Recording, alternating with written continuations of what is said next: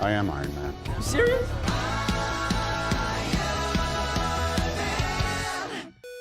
How's it going, everybody? Welcome back to another Superman review. This time it's Christian Hopkins. Jonah Morgan. Today we're here to talk about Superman 2. Mm-hmm. So I was told by many, including him and my father, that this movie's better than the first one. In my humble opinion, no. no, it is not. We'll get into that. But it is by no means bad, but there are certain aspects of it that are. So that's the brief overview. That's the gist of it. I'll add on to that. Yeah, what do we want to start with? I feel like no matter the quality of the movie itself, Christopher Reeve is always going to do a magnificent job. I agree with that. He's really good in this movie. I like Lois better in this movie too, actually. I do like Lois better. Yeah, she's toned down a lot more. Like, she's not always over the top. Yeah. Like she's in the first one. But they give her more opportunities to act that we'll talk about later, and I think she does a very good job. I think her biggest thing is simply the fact that a major plot point in this movie is her figuring out that Clark is Superman. Which gives way to the dumbest thing I've ever... We'll talk about that, but I do like that. Because I think the very beginning of this film is very good. Like the first maybe 30 minutes up to... Basically, there's a certain point in which this movie starts to kind of slip. God.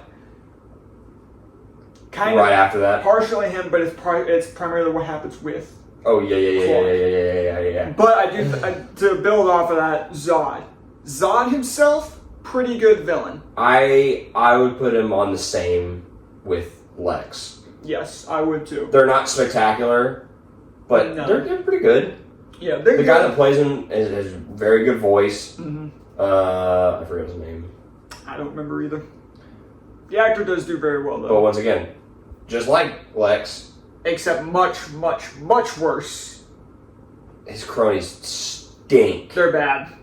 They are bad. One of them in particular is flat out bad. The big one. I think both of them are. Yeah, there's a girl who collects like patches from like officers and like badges and stuff. Mm-hmm. And then, Kryptonians are supposed to be like stupid smart. There's a big Kryptonian who does not speak the entire movie and like growls. He whimpers like a damn dog. Yeah, he whimpers, he growls, and we talk about it. The only Kryptonian being that should be like growling is Doomsday, but it is a very different scenario. It is a mutated. He's a monster at that point. He's not a person. He's mutated, and he never whimpers. He growls like a legitimate monster. He doesn't whimper because he beats the.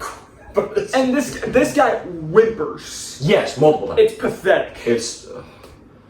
And so much of the movie is every time it's them. It's because it literally flashes between Superman and then them. Or it'll flash to random civilians, which tell you the three of them are about to show. The three of them are about to show. Like you're watching these two random cops like drive down the road, and you're like, what does this have to do with anything? And then in the middle of the road, there's Zod, and I couldn't tell you their names. I couldn't either. Looking it up. Honestly it is nothing has mattered less than their names. Yes. All the more reason why I feel like it should have just been Zod. And I can't believe I'm about to say this. This is going to annoy some people. Man of Steel, yes, did something similar where it had primarily two other generals, where there was one bigger guy and then a girl.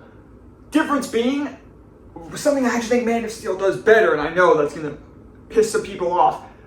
They weren't that big of a part of Man of Steel. They were just lackeys, and they were actually fine. This movie, every time Zod is on screen, it is 99% of the time, it is always the three of them. Never Zod by himself. That's a problem when so much of this movie is dedicated to just them. Non and Ursa. Non is the big guy, Ursa is the girl. Okay. But from what I remember, Man of Steel, and we'll get there in just a few movies. Yeah. There's plenty of Zod by himself. That's like their big fight is just Zod. Mm-hmm. They're there. I'm pretty sure it's the same characters. They're there, but they're They're background characters. They're like goons. They're henchmen. Exactly as they should be. They're strong. They have like, moments where they're strong, but they're not a main character in the movie. I feel like in Man of Steel, Zod stands out so much better because he's just by himself. It's not just, oh, it's these three. No, it's Zod is the villain. He even looks different. He does. He just looks more imposing. Yeah. He acts more imposing. Yeah. But the other two in this movie have the same. It's not. I don't feel like Zod is the villain of this film because the other two are with him the entire time. I feel like he has more lines, but screen time is probably very similar. Probably. Like, he probably talks more because he's the one that usually does the talking. But the screen time, especially with the girl, is probably very similar. Mm-hmm. They stink. They're terrible. At least Otis is somewhat funny, and the girl has the girl has somewhat a redemption thing, even though she's back in this movie. She disappears. Yes, she disappears entirely after breaking Lex out of jail. That's Margaret. No way. Hold on. It's a weird. I saw it earlier. Yeah. Eve Taskmacher. At least she has something in the first film where it's she has a conscience, I guess, with helping Superman. So at least she stood out there. And she immediately goes back and is like, I'm gonna break this like maniac out of prison. Yeah. Which, once again, goes to show why. Because he threatens to kill. Well, no, he was going to kill her mother, and then shrugs. Or no, he shakes his head. He looks at his watch and shakes his head, and then she breaks that same guy out of prison. I don't understand. I don't understand. Thank the Lord for Christopher Reeve and the girl who plays Lois, because otherwise this movie would not be good. Speaking of that, Jonah, what's your biggest problem with this movie? One of them that relates to the two of them. The one at the end or the one in the middle? One in the middle. Okay. So there is a plot point where, yeah, I feel strongly about this. I'm putting the Han Solo gun down. There's a plot point where he takes her. So he tells her. First off, she finds out in a really that he's Superman in a really cool sequence where, first she throws herself into a raging rapid to try to get him to save her. Because earlier in the film, it was said that, well, not said, but she starts suspecting it because a kid falls off Niagara Falls when she is there with Clark for some kind of story. After Clark has disappeared to get hot dogs. Clark disappears, Superman comes in and saves the kid and starts having her go, well, no, she takes the glasses off. She takes his glasses off to clean them, and she looks at him and she goes, the glasses are powerful. I swear to you, the glasses are powerful. But, yes, and so that leads her to throw herself into a raging river. He then uses his heat vision to break a branch that she grabs onto to get back to shore. First time we ever see that, I believe. So he saves her without having to turn into Superman. Mm-hmm. Then later, when they're back at the the Love Hotel, he trips. I thought it was like a Clark thing. No, he just straight up tripped. Mm-hmm. He trips into the fireplace that's in the middle of the room. First off, yeah. And she sees his hand go straight in the fire, and she looks at it, and there's nothing.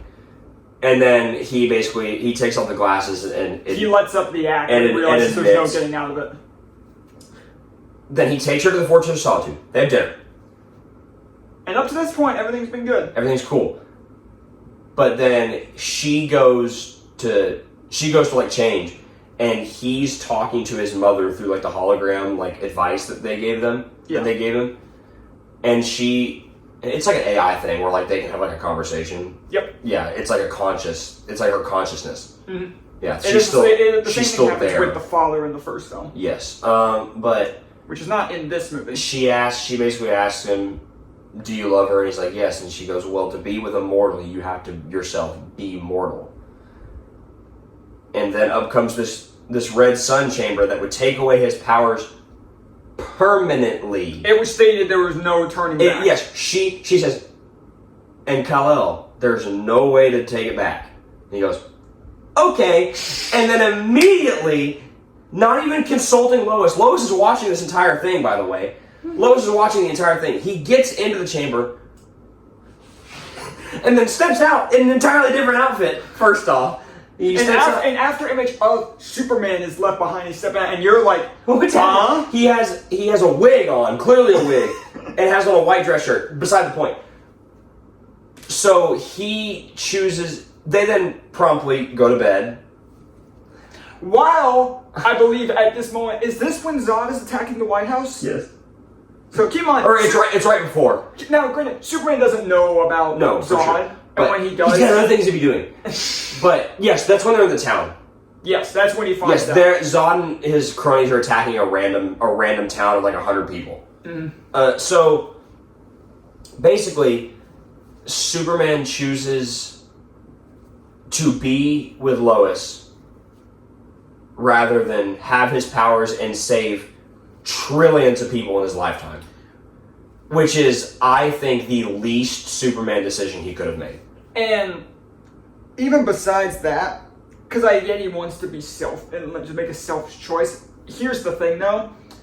Why does he have to be mortal? Who cares? To be with Lois? Who cares? That's something I don't understand. Like, what's the point? What's the point of having him get rid of his powers if he's gonna get them back 15 minutes Are later? the Krypton police gonna come get him? No, they're dead.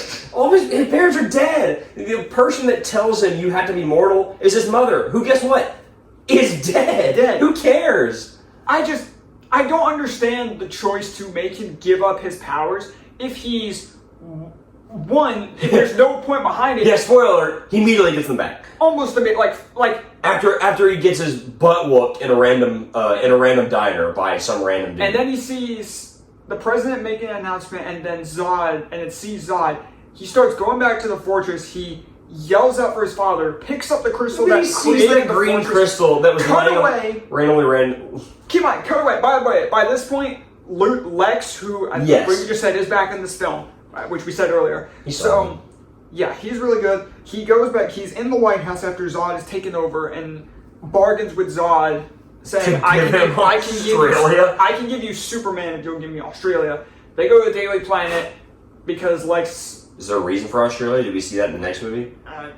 Just because... They thought they were going to do something? I mean, just to give Lex a place to rule. Why Australia? I got no idea. But basically, so they go there, and Lex knows to go after Lois. And then barely a few minutes later, after they're about to kill everybody, Superman flies up in honestly a really cool scene where he's going like he's crossing his arms. Care to step outside? That's cool. And it's a parallel of when he gets his butt whooped in the diner earlier. He asked the guy to step outside. Yeah. Before getting his butt whooped. Mm-hmm. It's the same thing, except now he's Superman. That moment was cool. However, how? And then they never. And I'm like, okay, maybe they'll explain how he gets his powers back. No. Apparently, they give a reasoning in the Richard Donner cut, where apparently the last remnants of Jor-El's consciousness merges with him to reactivate his powers. I would gladly take that. That's not as stupid as like something else they could have done. Like they could have done like stupider things. Yeah, but at least show something. It shows him picking up the green crystal, cuts, and that's it. And the next time you see him, he's Superman. They never properly explain how he gets his powers back. In the Donner cut, at least they give an explanation. There are so many dumb powers he has in this movie, which we'll get to. I would have taken that because at least it would have been an explanation. They don't say anything. And the dumbest one, it's barely any time after he gave them up. So what's the point of having him give up those powers? Because he gets that one random trucker is like his motivation to being like, hey, give me my powers back immediately. That and then seeing Zod in that diner, by the way. So the only reasoning that is said is, I feel like you could have just easily said, that he thinks about it but doesn't actually follow through with it. No. So you could still have that chamber to assist in the climax of the film and helping him beat Zod. Because that was a cool scene at the very end. We're going to jump around because at the very end, whenever he kind of tricks everybody into outright telling Lex, here's what this chamber does, knowing Lex would tell them, not realizing Superman flipped it, so instead of the chamber's the only safe place, it's everything around it. So that was cool. That was clever. But you could have incorporated that in a better way than having him get rid of his powers just to get them back almost immediately. It's Spider-Man 2, but nowhere near as good. But because the mom explicitly states there is no way to undo it. And then 15 minutes later, he's got him back. There's no way to undo it. It's the laziest writing I've ever seen in my life.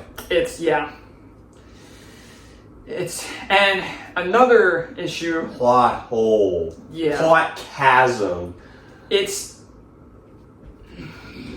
And then, there you go. You this. So, and the main other thing is, so before all that happens in the fortress, where we do see a lot of dumb powers, there was one really dumb power where he throws the logo. He throws the logo and it turns like rubber, and then it disappears. Which I found to be hilarious. Because that was one of my favorite parts of watching this movie. Teleport! They And then there's 4 of him. He can duplicate! What are we doing? They're holograms. That might be a thing with the fortress, but that still doesn't take apart the fact that he teleports. So does Zod. Yeah. They disappear and they reappear right in front of him. Yeah, and then there's just 3 other holograms of him. That was the best part of watching this movie just now, seeing his reactions. That could be a Fortress of Solitude thing, but I don't think so. I don't think that's what they were playing it as. Mm-hmm. But that's not even his dumbest power. His dumbest power is essential to the plot that we'll talk about later. Oh. That is, and it is essential to the plot of going forward. Yep. But we'll talk about that later. Yep. And even the climax before the climax in Metropolis, the fight, it's not good. It has some good parts, but then there's the bus. Then he gets hit by the bus, and then for some reason it takes him forever to come out of it. It's a bus. Superman lays down on a train track in the first movie and let it run over him seamlessly to act as a train track. Now it does have a good sentimental moment where everybody on the streets goes and starts going to fight them. Yeah, they're not going to do anything, but at least the sentiment is going because it shows that they back Superman. But then there's 3, almost. Probably not exactly 5 minutes, but it's 3 or 4 minutes of them just doing their super breath. And it's just that repetitive, constantly showing all the destruction, and me and Jonah just sitting here constantly. We're just shouting at TV, going, "Can we move on? Please?" We understand. Yeah, and showing cars and stuff. I mean, it's a cool practical stuff. It's a cool practical effect, but it didn't need to be that long. There's even a scene where this guy's talking on the phone. And he gets blown over, and he continues to talk on the phone. So we move into parody at that point. This movie didn't hold up as well as you thought it did you? No. I'm going to have to tell my dad this. He's going to be upset with me. I mean, because with the first movie, it was just the time travel. That was more dumb than anything in this movie. I think... But I would rather have one huge dumb... In a lot of instances, I would rather have that huge dumb time travel thing, because at the end of the day, it's Superman, whatever, Yeah. But in this, it's just annoying things that are it's so many annoying things that just add up to being, in my opinion, annoying me more. Because at least in the first time, it was just that one thing. It was a big thing, but it was just one thing, and everything else about that movie was so good that I was fine with it. Yes. This is genuine major plot points, major moments, even dumb moments that just add up. There's not as many chances for Christopher Reeve to act in this movie because he's Superman most of the movie. Well, he's Superman most of the movie. Yeah. He's barely Clark in this movie. Mm-hmm. But he's Clark at the end. Can I take this? Go ahead. So, this was the funniest. He basically tells Lois, it's basically hey, Lois, we're broken up now, kind of thing, because he can't be for some reason, can't be with her unless he's mortal.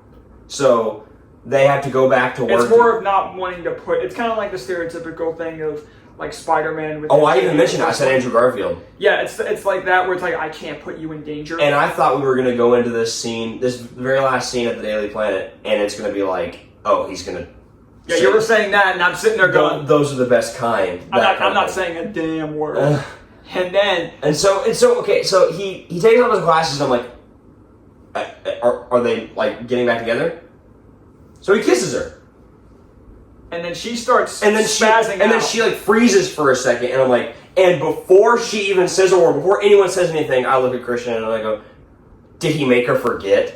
And that's exactly what happened. He uses the power of his lips to make her forget the last, couple days? Something like that, yeah. Because if he made her forget like the last day, she would still know he's Superman. But he made her forget at least a few days because that's when she knew that he was Superman. Because she asked, on the way out, she later asks her, somebody else that works there, a coworker, what's been going on in the world? To which the coworker shrugs her eyes and walks out. Clearly are you serious? And so, the dumbest power I've ever seen in my life, guess what? Superman can't do that, usually, is essential to the plot. Because going forward, she doesn't know he's Superman. Nope.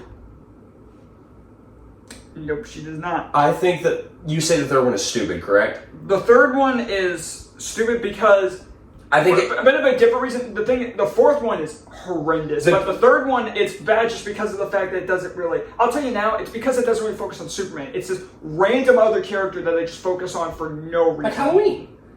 Like Halloween ends. Kind of like, but yeah, it's I think the franchise starting to go downhill started with the second he kissed her.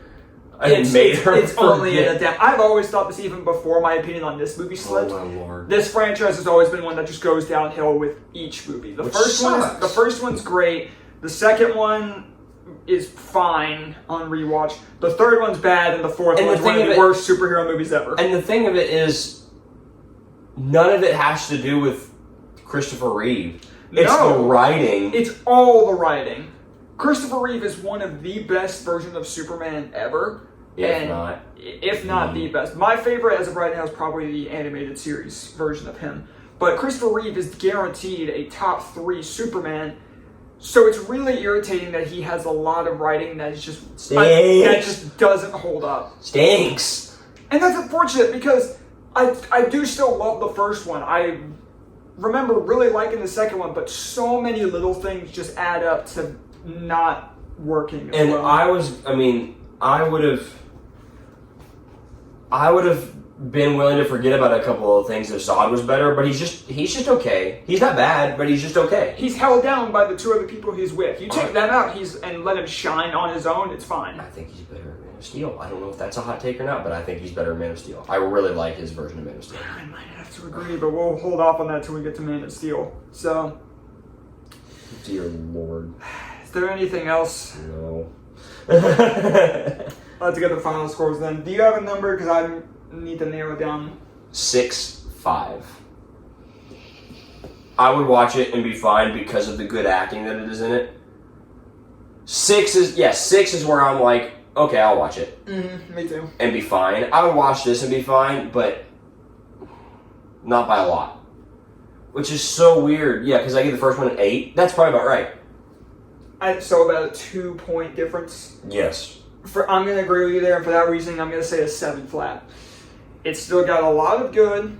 There's a lot of parts that I do like about it, but the dumb parts hurt it so bad, and are just annoy me so much on rewatch. I like to break the news to my dad that I didn't like this near as much because he likes the second one better. Yeah, I'll probably have to mention that. Well, probably not for Luke, but I still might. I don't know. It's just really unfortunate that it doesn't hold up, but it's still a solid movie, but I remembered it being better than I always liked the first one more, and then watching the first one with the time travel, I thought, oh, the second one's going to be better than this. No. I would say I'd much rather watch the first one. Yeah, I would much very much rather watch that one. More Clark. Yeah. More parallel with Clark.